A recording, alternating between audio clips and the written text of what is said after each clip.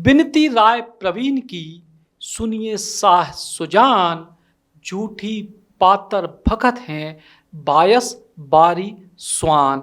ई दोहे को एक सीधो सो अर्थ है कि बादशाह, क्या आप बुंदेल राजा की झूठन खाना पसंद करोगे?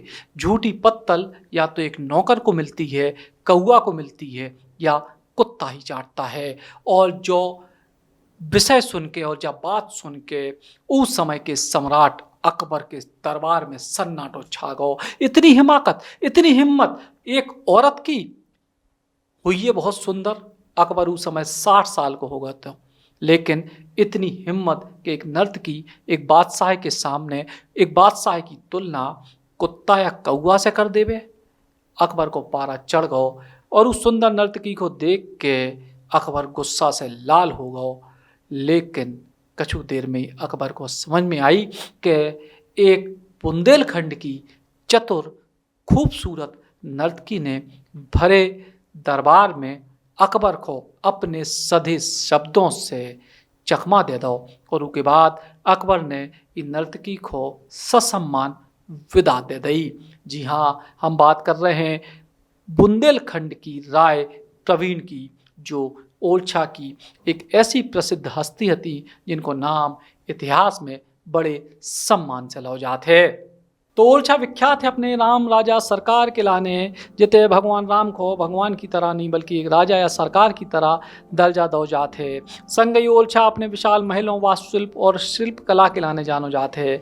लेकिन एक अधूरी प्रेम कहानी भी इते की प्रसिद्ध है, और जह कहानी है राजकुमार इंद्रजीत सिंह और राय प्रवीण की, जो आज भी एक बड़ी मिसाल के तौर पे इते मानी जाते। 16वीं शताब्दी में ओरछा बड़ो और समृद्ध राज्य तो इते के राजा के 3 पुत्रों में से एक हते इंद्रजीत सिंह।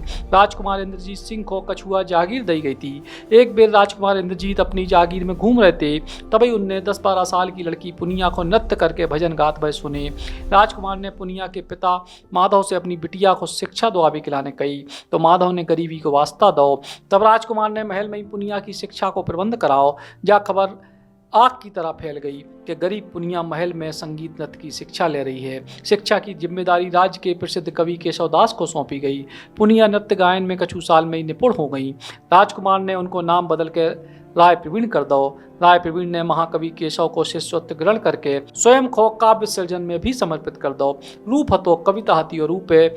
ओरछा के राम राजा मंदिर में जब भी राम भजन गाती तो पूरो नगर स्थिर हो जात। तो पूरे ओरछा में राय प्रवीण के सौंदर्य और कंठ की प्रशंसा फैलत गई। उसके बाद कुशल संगीतज्ञ हरिराम व्यास के चरणों में बैठ के संगीत और रूप की गहराइयों को उन्हें समझे और उन्हीं के निर्देशन में दक्षता प्राप्त करी। राय प्रवीण बेहद सुंदर हती। समय के संग ही राजकुमार को उनसे प्रेम हो गयो। दो ही जनन के प्रेम के किस्सा और राय प्रवीण की खूबसूरती की चर्चा दूसरे राज्यों में होती। और ही के संग ही कवि केशवदास को सानिध्य एक बेहतर कवियत्री भी बना चुके तो राय प्रवीण को। यही बीच बादशाह अकबर तक खबर पहुंची राय प्रवीण की, और अकबर ने राय प्रवीण को अपने महल में बुलावा भेज दो। जैसे ही अकबर को बुलावा आओ तो इंद्रजीत चिंतित हो गए। उनके मस्तिष्क में चिंता की लकीरें दौड़ गईं। लेकिन राय प्रवीण उनको भरोसा देती हैं और कहती हैं कि चिंता ना करें महाराज, अकबर मुझे कभी प्राप्त नहीं कर पाएगा, उसे पराजित होना होगा। वह मेरी कविता से ही पराजित हो सकता है, तो उसके लिए तलवार क्या उठाना। और आखिर में जोई भव जब अकबर ने उनको अपने हरम में आवे को प्रस्ताव दो, तब राय प्रवीण ने अपनी कविता के जरिए अकबर को जवाब दो कि विनती राय प्रवीण की, सुनिए साह सुजान, झूठी पातर भगत हैं, बायस बारी स्वान।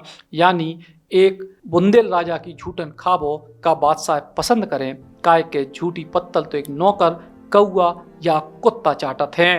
राय प्रवीण के जवाब को सुनने के बाद अकबर एक पल के लाने विचलित हो गए, लेकिन उनने गुस्सा से कही कि इतनी हिम्मत भरे दरबार में मुझसे क्या कह रही है। ई पे राय प्रवीण कहती हैं कि बादशाह, मैंने आपसे कुछ नहीं कहा, मैंने तो बस स्वयं के विषय में कहा है कि मैं अब और किसी की नहीं हो सकती, क्योंकि इंद्रजीत सिंह मेरे हो चुके हैं और मैं उनकी हो चुकी हूँ, तो दूसरे की झूठन को कौन खाता है। इस विषय पर मैं आपसे इससे ज़्यादा क्या कहूँ। ई के बाद अकबर लज्जित हो गए। ई आयु में काम वासना और औरत के लालच ने ऐसो कांड करा दो कि भरे दरबार में अपनो सिर नहीं उठा पा रहे थे और अपनी गलती भी स्वीकार नहीं कर पा रहे थे।